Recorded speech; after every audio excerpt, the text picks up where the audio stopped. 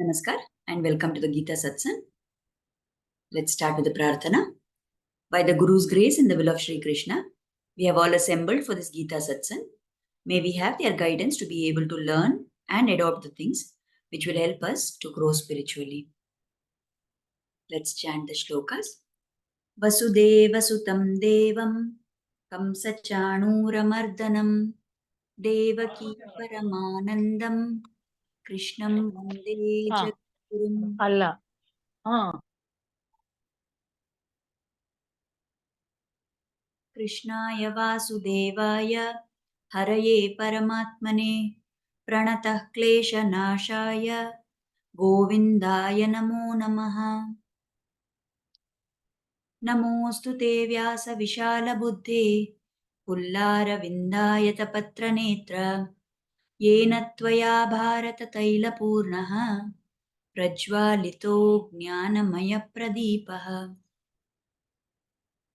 रामानुजदयापात्रं ज्ञानवैराग्यभूषणं श्रीमद्वेङ्कटनाथार्यं वन्दे वेदान्तदेशिकं यो नित्यमच्युतपदाम्बुजयुग्मरुग्म व्यामोहतस्तदितराणि तृणाय मेने अस्मद्गुरोर्भगवतोऽस्य दयैकसिन्धोः रामानुजस्य चरणौ शरणं प्रपद्ये. So with prayers at the lotus feet of the Acharyas, let us take up our shlokas for today. So last time we had stopped with the 23rd shloka. Now we are going to continue from the 24th shloka. So today, this shloka number 24 is one of the very well-known shlokas in the Bhagavad Gita. Along with this, we will also be taking up 25, 26, 27 because they are all related to a similar theme. Actually, even the further shlokas are on a similar theme, but I have kind of split them up based on the topic that they are addressing. So we will take up many shlokas today. Okay.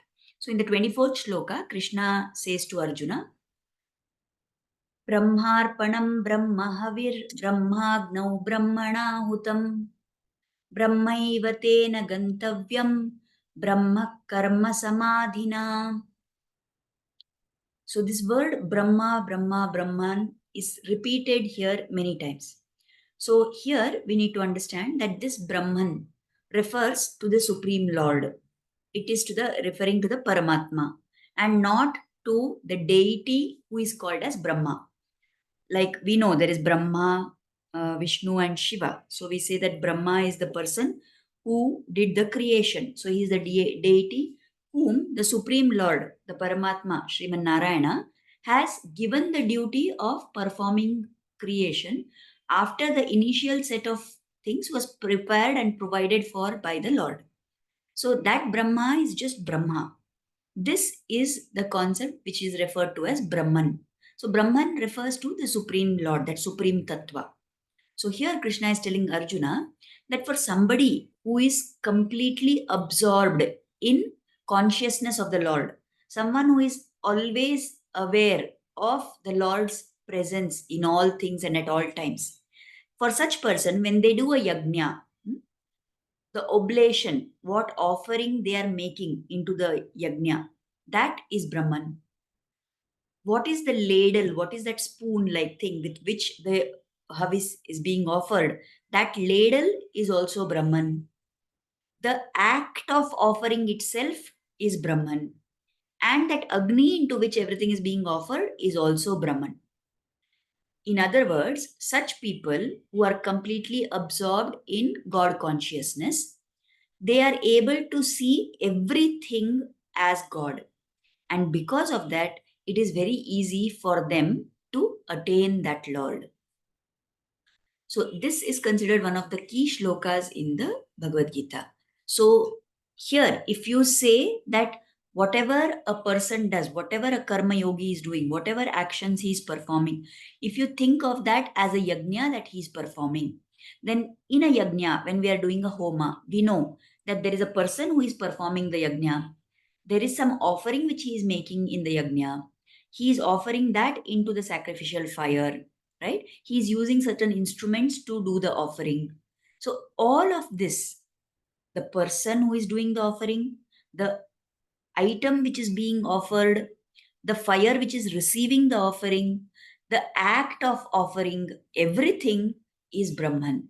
So if somebody thinks of his duties, of his performance of activities as a yajna like this, where everything is Brahman, that means such a person will not think that I am the doer of this action.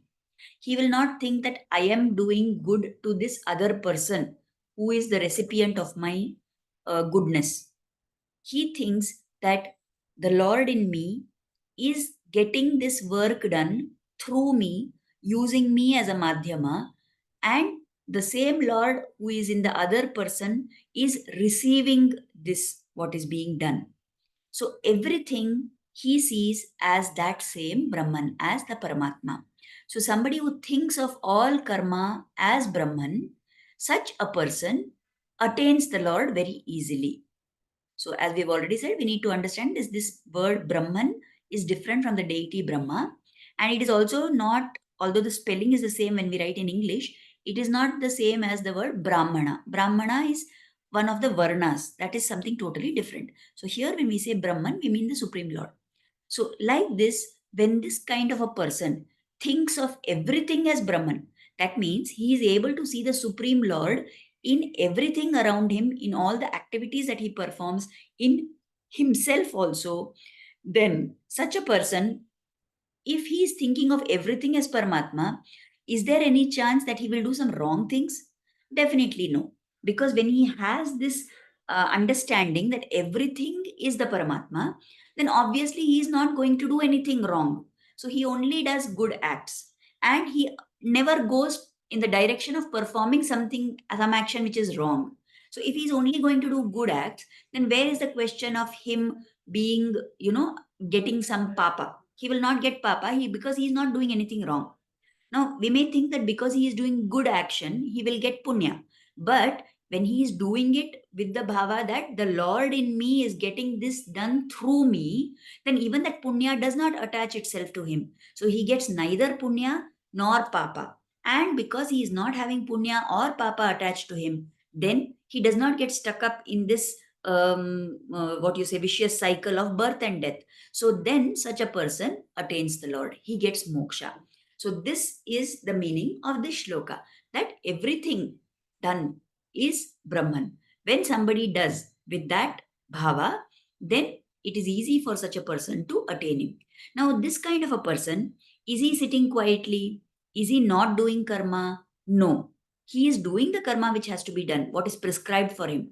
But he is doing it with the spirit that this everything involved in this is Brahman. So he has that jnana, and with that jnana, he is combining the karma that he is supposed to do. So such a person it is very easy for him to attain the Lord. So that is the meaning of this shloka.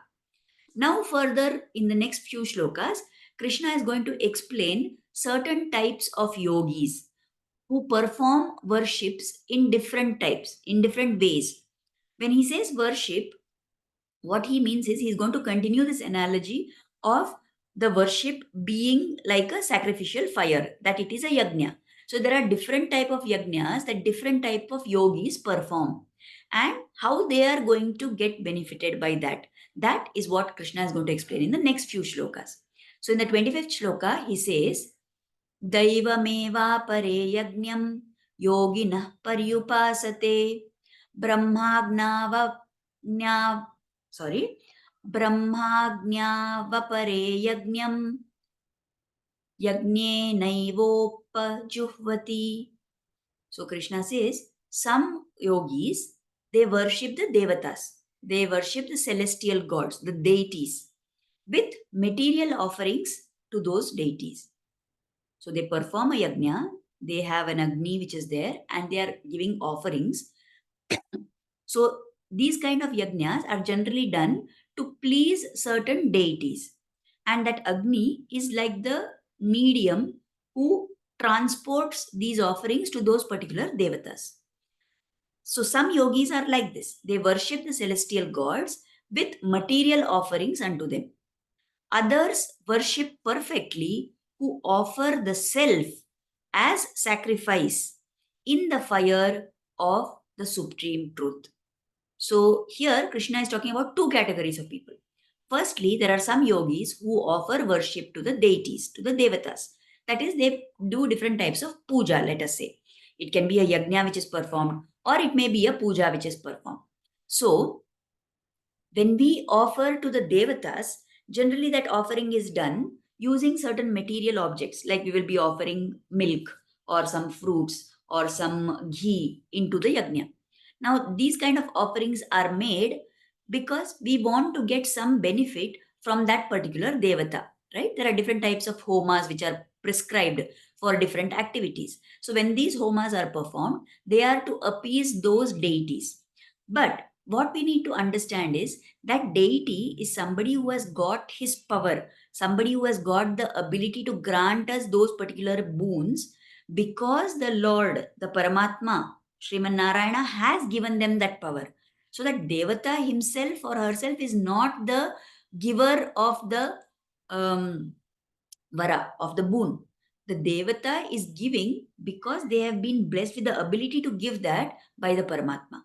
So many times it is told that rather than offering worship to these devatas who are inferior, why should we worship Indra, Varuna, Kubera, and all of them when we can directly worship the Lord? So in it is told, like just like in worldly things, if suppose I know the CEO of a company, I will go to him directly and get my work done, isn't it? Whatever help I want, I will ask it from the CEO only. Why should I approach a small officer or some peon in that office if I know the CEO himself? Like that, instead of reaching out to these inferior devatas who don't have any power of their own, why don't we worship the superior Lord himself? So that is told as the better way of worship in the Shastras. So when we do offer to the Paramatma, we have already discussed this in our Satsang series on Navavidha Bhakti, right? Where Prahlada describes to Hiranyakashipu that there are 9 ways in which we can offer worship to the Lord. Shravanam, Kirtanam, Vishnu Smaranam, Padasevanam, Archanam, Vandanam, Dasyam, Sakhyam, and Atmanivedanam.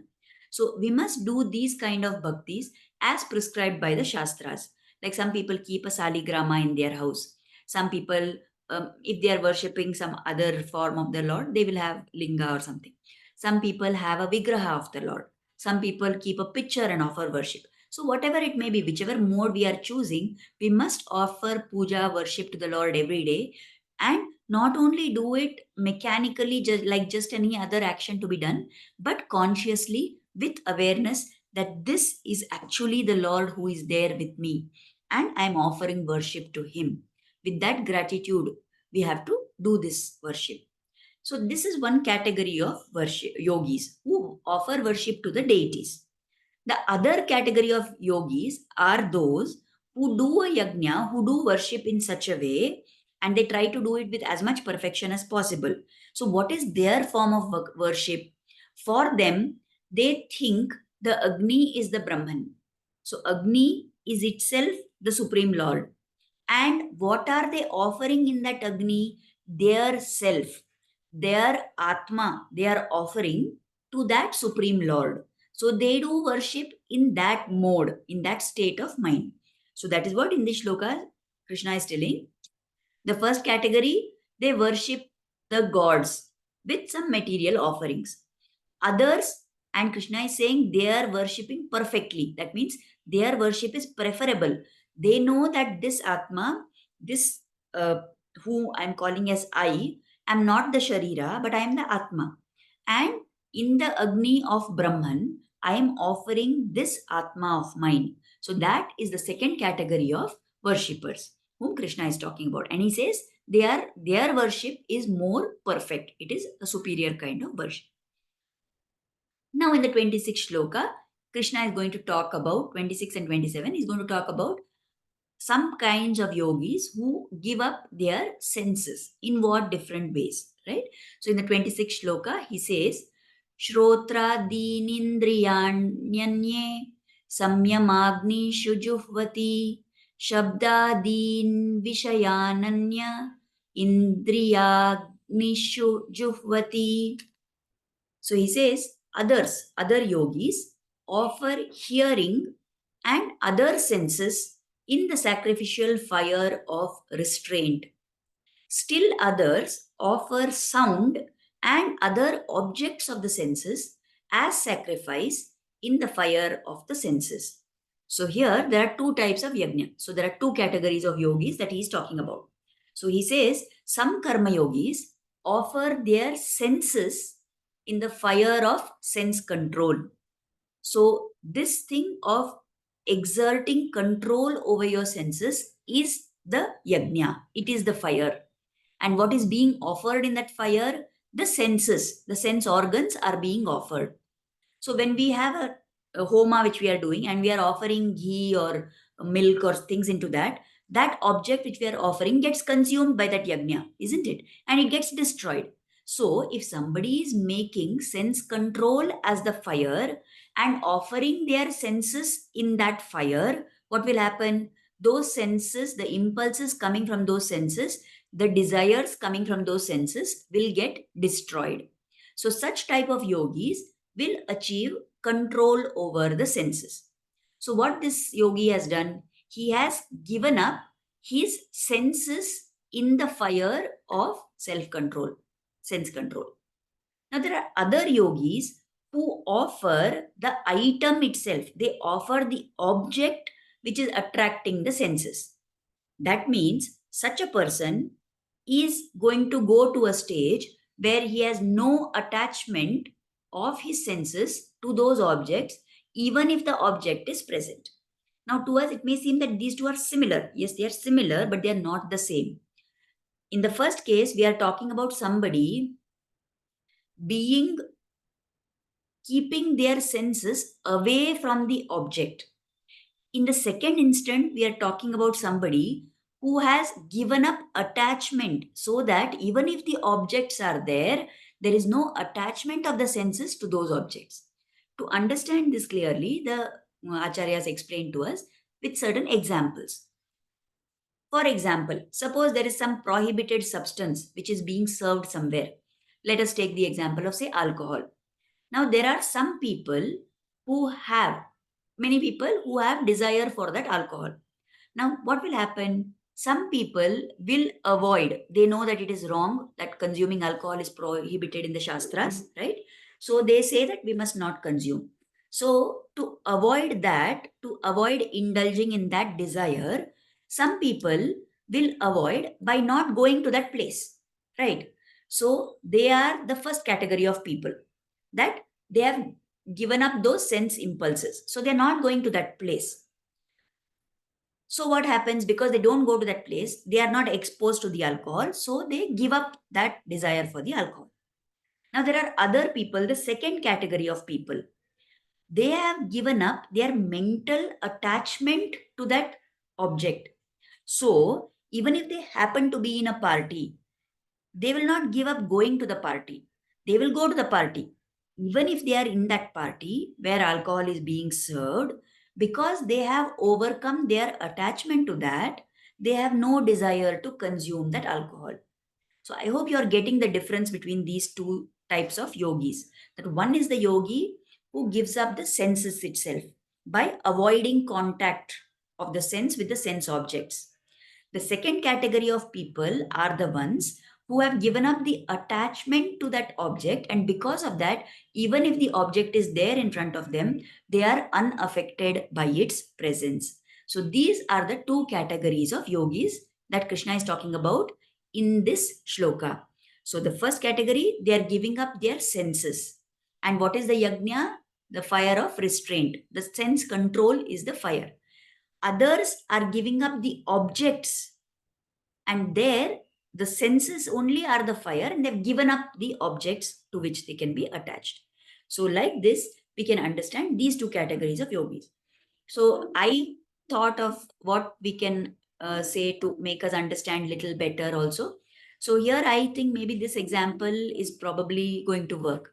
That now we know that nowadays we are having smartphones, we have the internet connectivity, and we have all these apps and all this social media things and everything. So it's very easy for us to get distracted by all these things on our phone, right? So now the first category of yogi, that kind of behavior means I will not buy the smartphone only. right? I know that if smartphone is there and if the apps are there in that, then it is going to be a problem for me. So what I do, I don't buy a smartphone at all. I just make do with the old type of phone where I'm only able to get messages and calls. That's all. So that is the first category of yogis, right?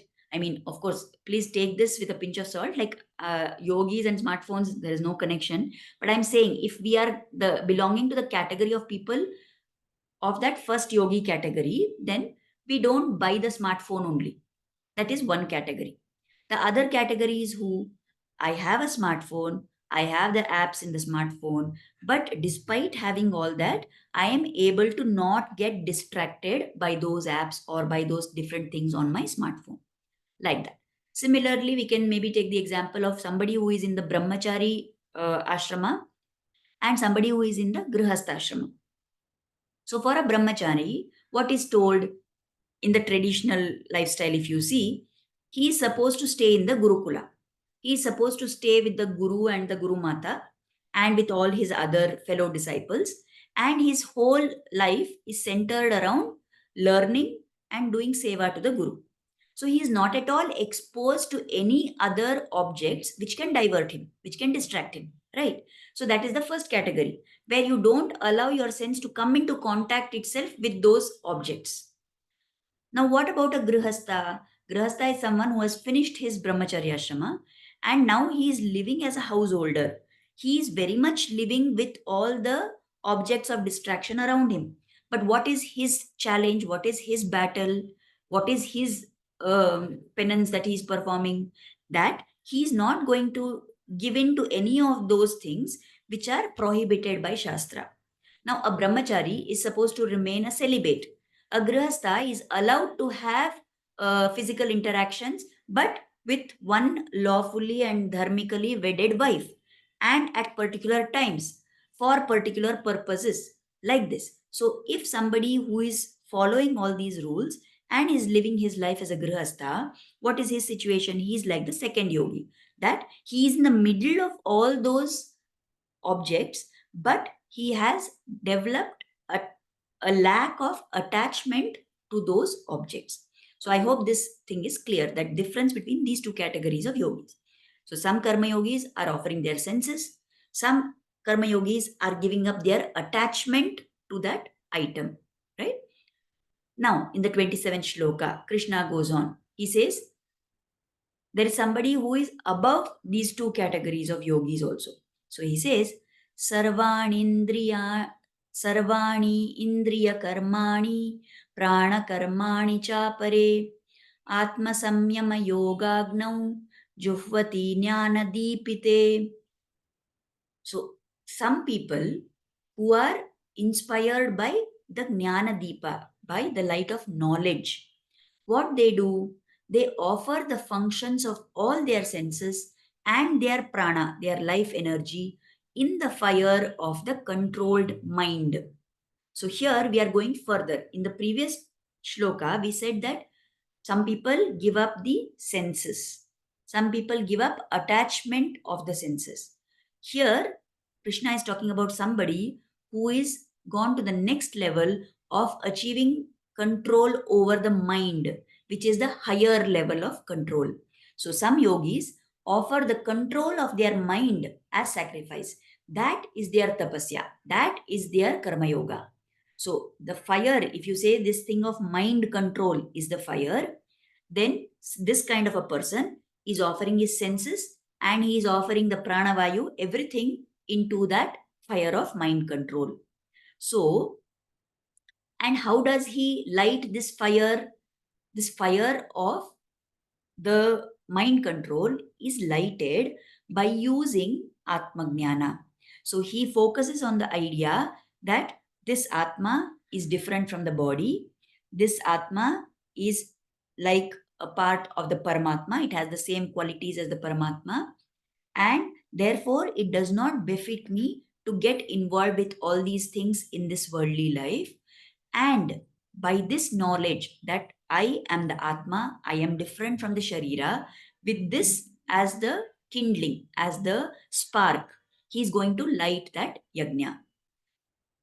How do we understand this? Like many times, when we look at a particular object, right? We are looking at that object, and if our mind is also very much involved there, then we register what we are seeing and we can understand what it is. But sometimes, have you noticed, like some people who are lost in thought, right, about something else, they will look at something, but you can very clearly make out that their mind is not there and they're thinking of something else. So later, if you ask them, what did you see at that point of time, they will not remember that also. So, like this, why did they not remember what they saw? Because only their eyes were doing the action of looking, but the mind was not present there. So, also for somebody who has got control of the mind, whether he is in the midst of the sense objects, whether those objects are there or not there, it makes no difference to him because he's got his mind under the control. So this is the next level of yogi, that he has attained, or he strives to attain mind control. So if mind control is the fire, then he has offered his senses, he has offered his mind, he's offered the pranavayu, everything into that. And because of that, he is going to attain the Lord. So he is having Atma Jnana. He is not moved by any desires, because he says that all these desires are coming because of the senses. The senses are part of this body, and therefore they have nothing to do with the Atma. I am the Atma, so I have nothing to do with these desires which are only coming from the Sharira. So Atma is different, Sharira is different. So he does not, because he's clearly understood that he is the Atma and not the Sharira, he is unaffected by any impulses coming through any of the senses. So his mind is under his control, and such a person attains the Lord because his mind has been controlled. So he is unaffected by any kind of impulses coming from the senses. He's not bothered if any sense objects are there in his presence or not. So he has attained supreme control of the mind. So this is the next category of yogi. Now, further on, Krishna is going to describe other types of yogi who attain the Lord by different ways. Now, we need to remember that all these people, they are coming under the category of karma yogis only. What Krishna is trying to say here is, these are people who do not give up their actions. They do their actions, but with all this knowledge in them. Some people say that, okay, it is wrong to indulge in sense pleasure, so I will not go to that place, and they take action for that to avoid going to that place and involving in other activities.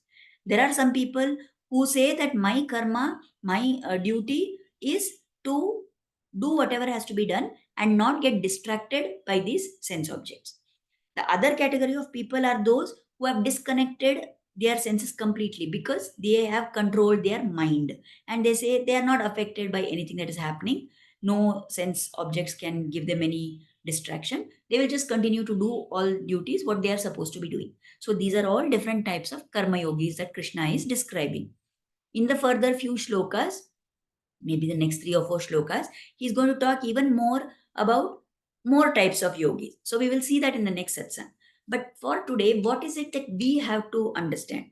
Now, sometimes it may seem like all this is not very clear to us. And what you may wonder, like even I was thinking that what is this? What way does it make a difference to be this type of yogi, that type of yogi? But let us look at it from what is of practical importance for us, right? So many times we are definitely not at those yogis levels who have been described here. Now in that only Krishna is telling that this is a inferior level, that is a superior level and all that. Forget, we are not even in consideration in the picture there, right?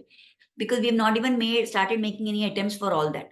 We just get blown in any which direction. Whatever happens, we flow in that direction, and we get caught up in where our senses are taking us most of the times. But what we can do is we can use this information to try and at least tell ourselves that in a particular situation, I will at least become aware of this. That if I come to know that something is there which is not good for me, or there is something which is pleasurable, but it is not the ideal thing for me to be doing, then at that point of time, can I use any of these techniques to try and avoid getting stuck up there? Because the minute we start indulging in all these pleasures and we get diverted from our action of actually doing all service as offering to the Lord, then what will happen is we will get caught up in the Papa Punya account. So, in any situation, we can use any of these methods which is possible for us to avoid getting trapped in that Papa Punya account. Like, for example, let me take my example. Now, if I know that I have a satsang and I have to prepare for that satsang, now I have time to prepare for the satsang. I have about, let us say, 1 day. Now, in that 1 day, there is a book that I want to read, which is very attractive to me, or there is some thing that I want to listen other topic on YouTube, or there is a podcast I want to listen to. Right? That is also there. This is also there. Now, what will happen? Because I like to hear about different things. My ears will say that why don't you listen to that podcast? It's something interesting. Why don't you spend time with that? Then I can either give in to that, or I can say, no, it is not correct to be doing this at this point of time. I should prepare for my satsang.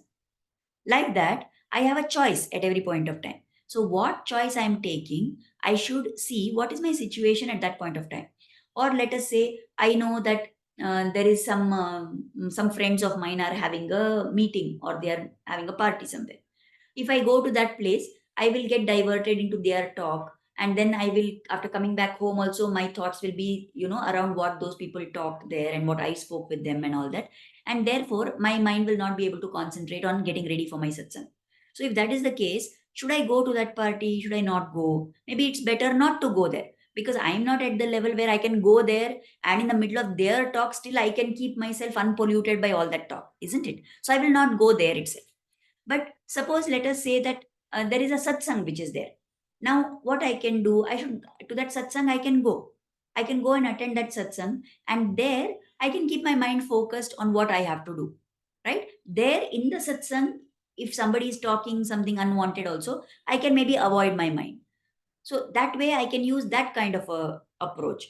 Then there may be times when strongly my mind will say that no, there is still time to prepare for the satsang. It's okay, you can manage with just 2 hours also. Even if you do it tomorrow, it's fine. You'll be able to get ready in time for satsang. Don't worry, you listen to this now. Then at that time I should tap my mind and hit it and say, no, you be quiet, I'm not going to give in to you. And we must exert mind control at that point of time. So like this, in any given situation, we should see what method is appropriate for that situation, what is my capability at that point of time, and accordingly we can use the particular methods to avoid getting diverted from our path of karma yoga. So that is what we can use this information for. And another thing to remember is, many times we think that it is negative tendencies which trap us, but it is not necessary. Even positive tendencies can become a trap at times. Like we know these two examples of Ajamila and Jadabharata. Now, what was this Ajamila story? He was a pious Brahmana, he was following all the Shastras, everything was going fine. But at one point of time in the forest, when he had gone to collect wood, he saw some inappropriate acts. He saw a prostitute and he developed lusty desires for her, and that diverted him and took him totally off track. So it was a negative tendency which took Ajamila off track. But so we can say, okay, fine, we should avoid temptation, we should not get into those kind of situations, and that is all correct. But what about Jadabharata? We saw the story of how he was a Maharaja, he was Bharat Maharaja, and he gave up his kingdom and everything, and with the desire to of going further in his vairagya, he went to the forest. But there in the forest, what happened? He saw a little deer being born, and there was nobody to take care of it. So out of that compassion, out of that karuna, which is a good quality. Out of that, he took care of that deer, but then that itself became his attachment. So his positive tendency trapped him, isn't it? So many times it is not necessary that our negative tendencies only will trap. Even positive tendencies may become a trap for us. Like, suppose I'm the kind of person who very easily goes out of the way to help other people, right? Now, most of the time when we go out of the way to help other people, there is subconsciously some desire that they should say good things about me, or I want to make them happy, right? Or I can't say no to them, that is why I'm doing what I'm doing. Now all these are at one level, but are they in keeping with the concepts of my sadhana? That is what I need to think about. Instead of spending the time in doing something like that, when I'm doing for another person, if I'm doing it at an emotional level, then I am again only getting stuck up in this material world, isn't it? But if I'm able to see, if I'm able to reach the level that I say that, okay, I can see God in them and I am doing it as duty, as service to that Lord, then fine. But we don't normally reach that level. So we are doing at some worldly level only. Then even those positive tendencies of trying to be helping other people will end up getting us caught in this cycle of Papa Punya only. So we need to be aware that what we are doing, why are we doing it? Are we going ahead in our sadhana by doing this? How can I make myself improve by overcoming my attachment to things? These are things that we need to think about, and assess for ourselves at every point of our life. That is why, as I said in some previous satsang, this whatever we do as Adhyatmic sadhana is not something that we are only practicing for part of our day. It's not that I sit and chant for 10 minutes and that's it and I'm over. No, what I do in that 10 minutes, what I do in that half an hour should permeate into my entire existence. And that is the way in which our sadhana should proceed. We cannot say, because we are, you must have heard that popular thing, no, that people say many times.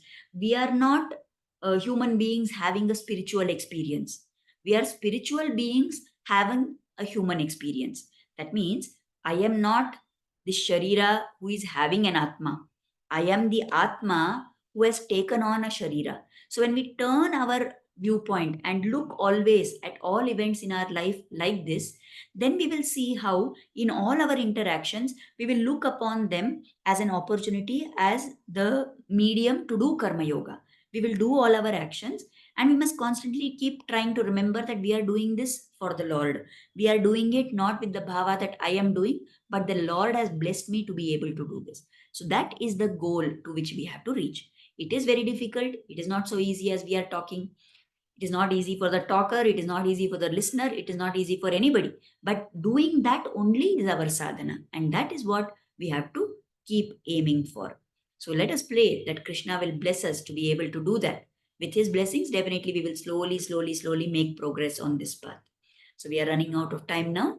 We've come to the end of our topic also for today. So let us offer Kritagnyata, gratitude at the lotus feet of Sri Krishna and Guru for inspiring us to start and to join this satsang.